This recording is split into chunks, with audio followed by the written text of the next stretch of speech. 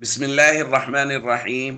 عن أبي جهيم رضي الله تعالى عنه قال قال رسول الله صلى الله تعالى عليه وسلم: لو يعلم المار بين يدي المصلي ماذا عليه لكان أن يقف 40 خيرا له من أن يمر بين يديه.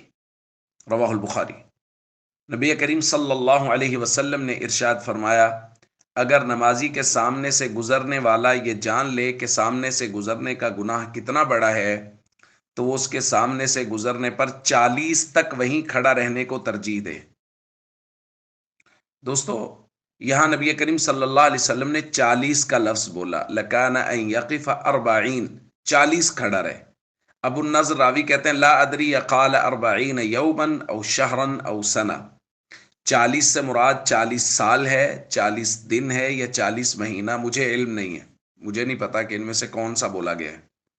لیکن آپ حساسیت کا اندازہ کریں کہ نمازی کے سامنے سے گزرنا اتنا بڑا گناہ ہے کہ نبی کریم صلی اللہ علیہ وسلم فرما رہے ہیں کہ وہ 40 دن، کم از کم 40 دن ہے نا، تو 40 دن کھڑا رہے لیکن نمازی کے سامنے سے نہ گزرے۔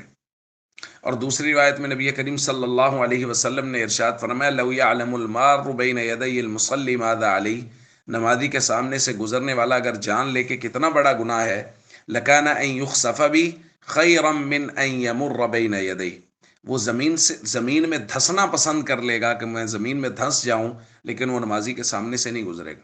اتنا بڑا گناہ ہے۔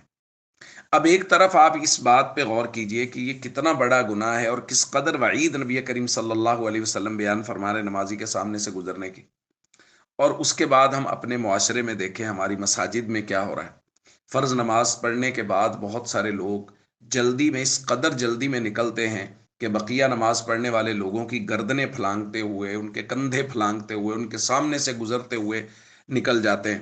جمعہ کی نماز پڑھنے کے بعد لوگ اس طرح جلدی نکلتے ہیں کہ گردنیں پھلانگتے ہوئے نماز پڑھتے ہوئے لوگوں کے سامنے سے گزرتے ہوئے نکل جاتے ہیں۔ 2 منٹ انتظار کر لیں گے تو وہ آدمی سلام پھیر دے گا تو اس کے بعد نماز ختم ہو جائے گی، تو آسانی سے گزر بھی جائیں گے اور کوئی گناہ بھی نہیں ہوگا۔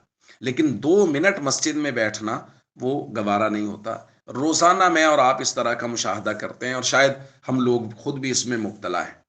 اس لیے ہم سب کو چاہیے مسجد میں آئیں تو بڑے تحمل سے اس کے پورے آداب کی رعایت کرتے ہوئے مسجد میں اندر جائیں یا باہر نکلیں، گردنیں نہ پھلانگیں، کندھوں کے اوپر سے گزر کر نہ جائیں، اور خاص طور پہ جو آج کی روایت میں ہم پڑھ رہے ہیں، نمازی کے سامنے سے، نماز پڑھنے والے کے سامنے سے قطعاً نہ گزریں الا یہ کہ اس کے سامنے سترا ہو۔ السلام علیکم ورحمۃ اللہ وبرکاتہ۔